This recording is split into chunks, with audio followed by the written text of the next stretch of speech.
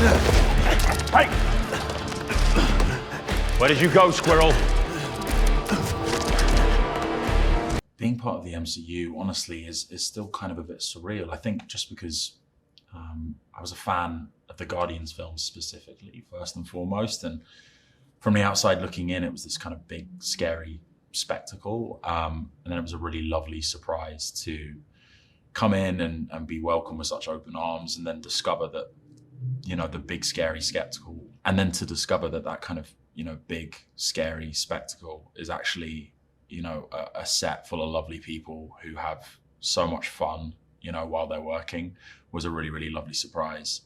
And putting on the costume for the first time really did kind of bring, you know, the feeling that I was part of the MCU home.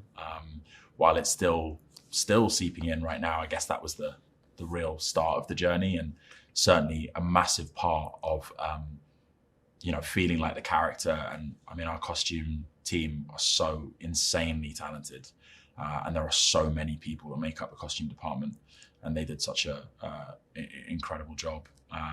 So I'm really grateful to have collaborated with them. Your character, Adam Warlock, originated in Marvel comic books. Did you research him in the comics, and what kind of discussions did you have with James Gunn about your character? I was really fortunate when it came to playing Adam Warlock that obviously the character is sort of pre-established, and, you know, given that he appears in the comics, there is kind of immediate sort of research material, you know, available to you.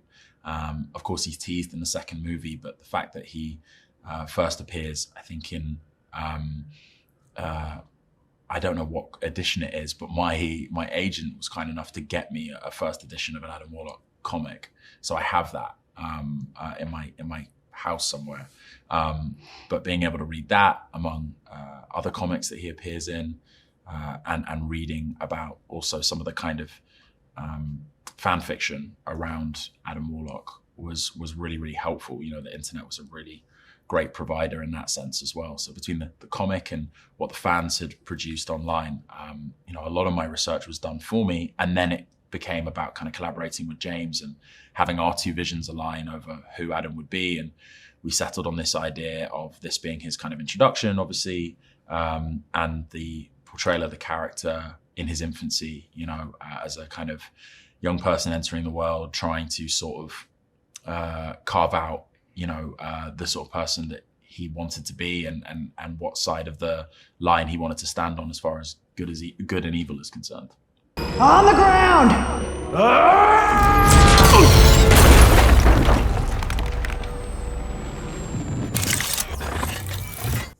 I think if I had to describe Guardians of the Galaxy Volume 3 in one word, it would be climactic. It really does feel like the perfect kind of crescendo to what has been, you know, over a 10-year journey for, you know, James and the original cast. And it's a wonderful send-off to some characters and a brilliant tribute to, I think, the unique qualities of this really zany, weird, and heartfelt, you know, trilogy of films. It's kind of the perfect last note.